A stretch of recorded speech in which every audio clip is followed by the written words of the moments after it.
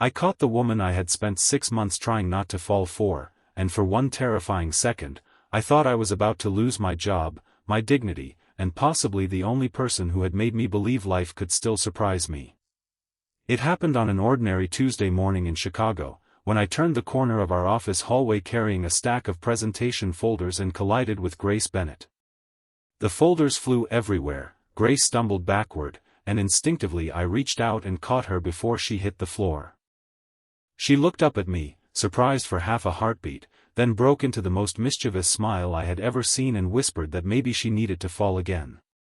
If you believe that kindness, hope, forgiveness, compassion, and second chances can change someone's life, take a moment to like this story, share it with someone who needs encouragement, leave a comment, and subscribe to the channel for more stories that remind us there is still goodness in the world.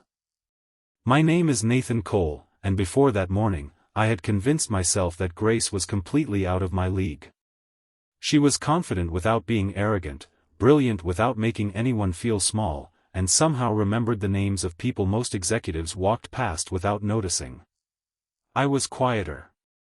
I had spent the previous year rebuilding my life after my father's small construction business collapsed, leaving our family with debts and my mother, Rebecca, struggling to keep our old home.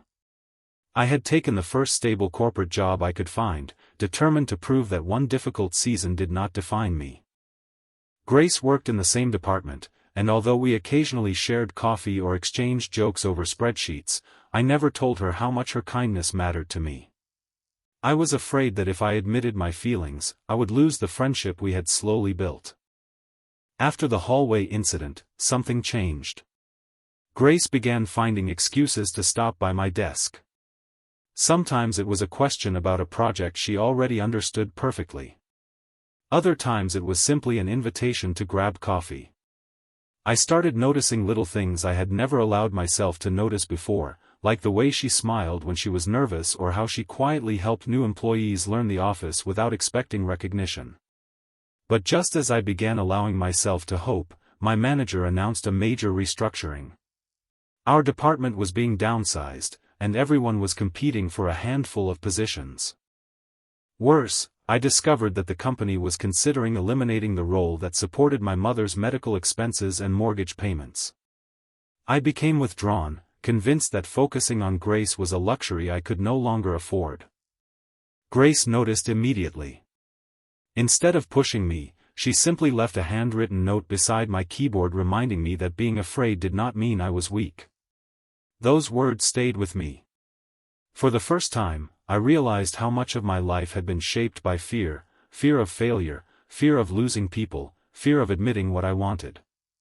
So when the company announced an important client presentation that could determine which employees stayed, I volunteered to lead part of it. I spent nights preparing, not because I wanted to impress Grace, but because I finally wanted to believe in myself. The morning of the presentation, disaster struck. The main presentation file became corrupted just minutes before we were supposed to enter the conference room. Panic spread through the team, and everyone looked toward Grace, who was scheduled to lead the meeting. I remembered that I had saved an earlier backup on my personal drive, but it was incomplete.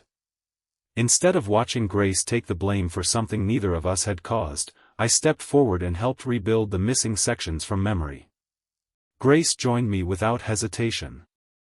For 40 minutes, we worked side by side, passing notes, checking numbers, and piecing everything together. When we finally entered the conference room, we were exhausted, but we were ready. The presentation went better than anyone expected.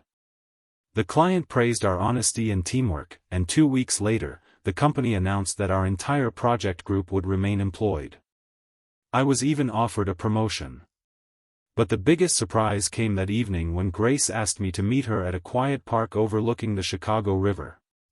She told me that she had admired me long before the hallway accident, not because I was perfect, but because she had watched me quietly carry responsibilities most people never saw.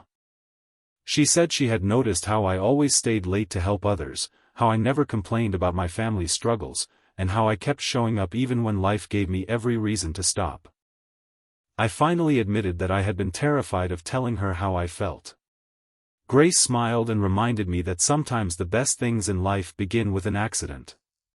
Then she reached for my hand, laughing softly as she remembered the morning when I caught her.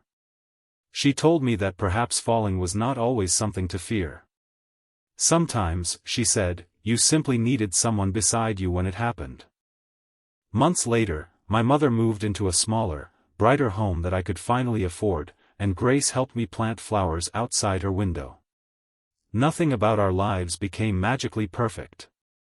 There were still difficult days, unexpected bills, exhausting deadlines, and moments when fear returned. But I had learned something I would never forget: courage does not mean knowing that everything will work out. Sometimes courage is simply choosing to take the next step while you are still afraid. If this story touched your heart, please support it with a like, share it with someone who may need a little hope today, and stay connected to the channel for more stories about kindness, courage, and second chances. And before you go, leave a comment telling me this: have you ever had one unexpected moment that completely changed the direction of your life? Because sometimes the person who changes your life does not arrive with a grand announcement. Sometimes they simply turn a corner at the wrong moment, stumble into your arms, smile through the embarrassment, and remind you that falling is not always the end of the story. Sometimes, it is where the real story finally begins.